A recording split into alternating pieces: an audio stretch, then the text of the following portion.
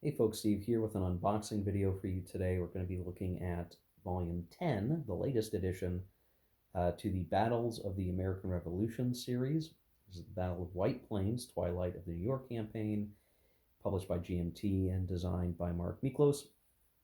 So if you're not familiar with this series, Battles of the American Revolution can sort of be seen like the equivalent of Great Battles of History, but for the American Revolution.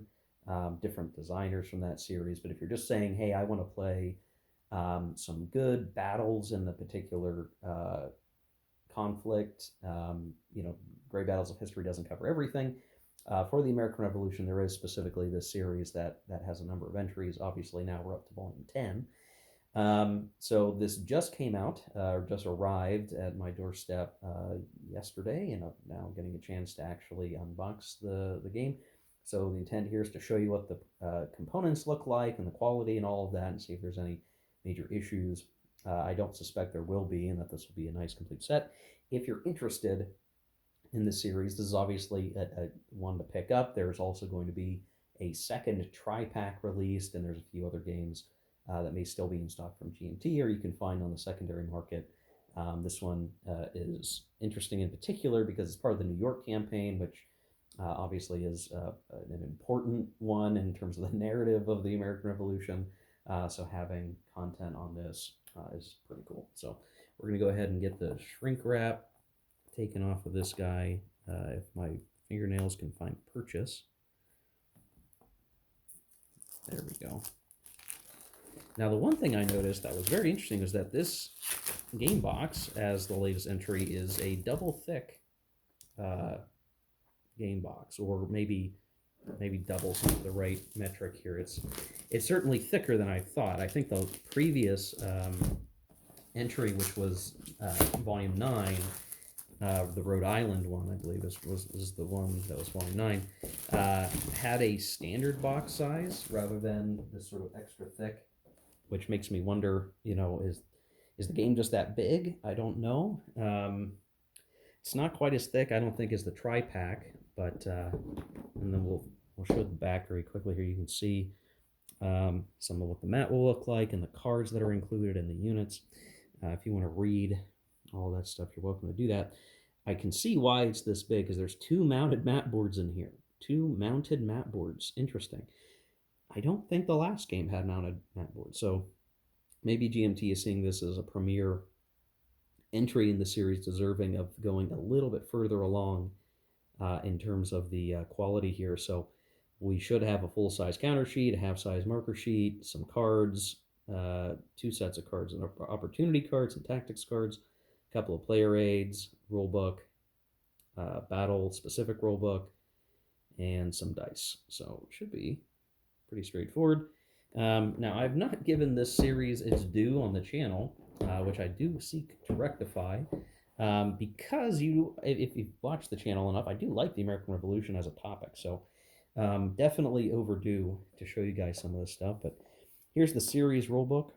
So the version as of June 2022, which is a while ago, but must not have gone through any other major changes since this was printed. Just to kind of show, right, like this is how much, if you're not familiar with the series, there's rules for, okay, initiative, stacking, zone of control, movement, rifle fire, artillery fire, close combat, and then various rules on leaders and rallying and army morale. And that's it for the base game rules, which clock in at, if you actually look at the rules, like basically 14 pages of rules, which is not much at all things considered. Even when you look at some of the bits in the back where you have the expanded sequence of play, like really right to here is the end of the rules. 14 pages, that's not much. But each battle, the scenario in the battle booklet and each entry has additional rules, like many other game series. So if you're just wanting to get into this system, I don't think the rules are going to be so terribly complex to get into because, again, there's not that much here that you're going to need to learn. I say that, and then we have the Battle of White Plains exclusive rulebook for this game itself. This one does come in at a bit more pages, so the total pages is 36 pages for this, but the content is a little bit different, so you can see really the rules on The additional rules come in around maybe 14 pages or so, and then we have the scenario information, um, and then additionally design notes, historical summary. That's all awesome stuff that I love. Order of battle, counter manifest, and a few other extra things. So, um, you figure, okay, you learn the series rules in 14 pages, and then if you're going to play the Battle of White Plains, you're going to have to learn a little bit more, which will just be variations on the stuff you would already know. I should also show, I didn't show the rulebook, we'll do that really quick here. 2-column format, color. It doesn't look like there's a huge number of examples in the playbook, but I wouldn't expect that there would be, or rather the exclusive rulebook. But it's got your I guess is almost semi-glossy, but not really glossy. It's still feeling pretty matte-like. Material for the rule book, so it's all very clear. 2-column format again, color with pictures. Always a nice time. Um, Good quality stuff. So for the actual rule book itself, it's also 2-column format in color. And I would just show that there are some examples. So for Zocs, adjudicating whether or not a Zoc projects into a hex or not. Other examples you can see here. So I think as far as rulebooks go, this is going to be probably in alignment with the quality that you've seen from GMT in the past if you've purchased their games. Uh-oh, there's an errata sheet. So a couple of errata bits here.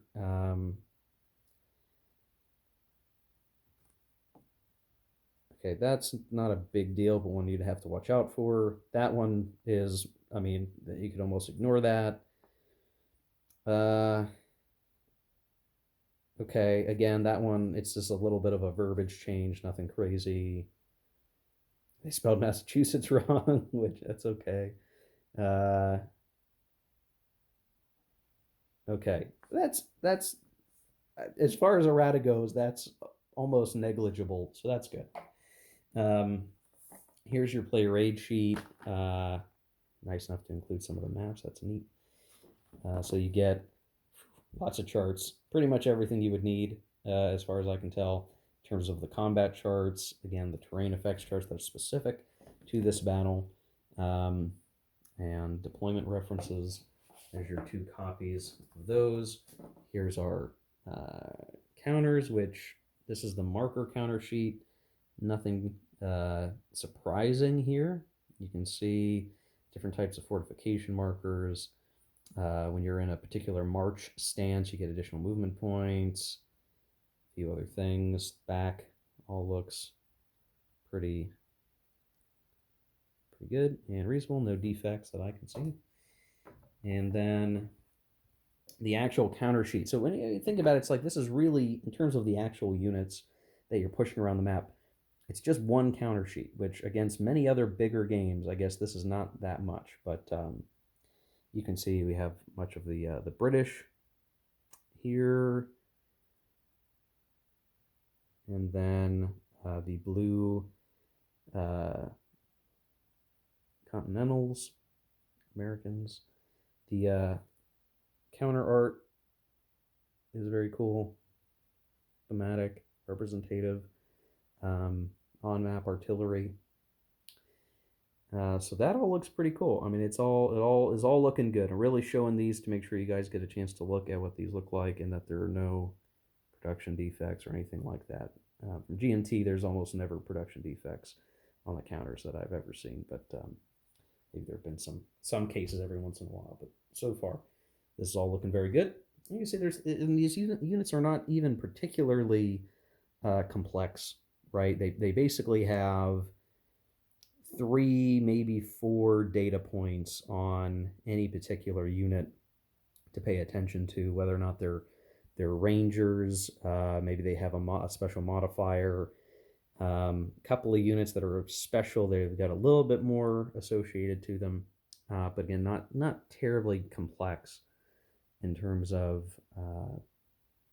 the data that you're having to work with for units in this game. So pretty straightforward, pretty good. And then we've got some dice, red and blue, appropriate.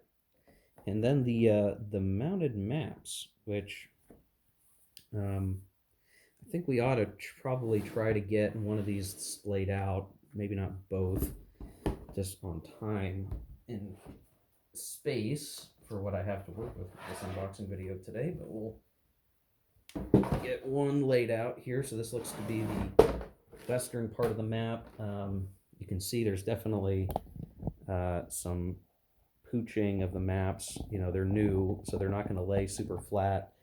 So you're going to need to counter bend them or put them under some plexi. I'll probably end up putting them under plexi. But you can see there's a couple of things here. There's a terrain key that runs along the side of the map all the way up this way. It's kind of inconvenient because you kind of got to like lean over trying to find which terrain you're trying to match, but it's not so bad. Morale track. And then you have various tables that are going to be on the map itself, and some holding boxes for off-map areas, like, you know, to progress from town to town takes some time for off-map. And then the actual map itself, and this is just one half of the map, so you're not going to see everything here, is all pretty clear in terms of like, oh, what kind of hex is this? Differentiating heavy woods, which has sort of a green hex background, compared to, say, maybe light, I think this is light woods, yeah, light woods, and then compared to an orchard, which, let me make sure yeah, that's an orchard over here. It's just a little bit different. So, you know, how much an orchard versus light woods, I'd have to take a look at the terrain charts to understand that. But I do think that most of this map is pretty clear. I don't see anything that makes me scratch my head too badly at a first glance. But you can see there's the roads. Everything is pretty well labeled. Miller's Fulling Mill, the Bronx River. There's what looks to be, a swamp hex up here by Flat Meadow Brook.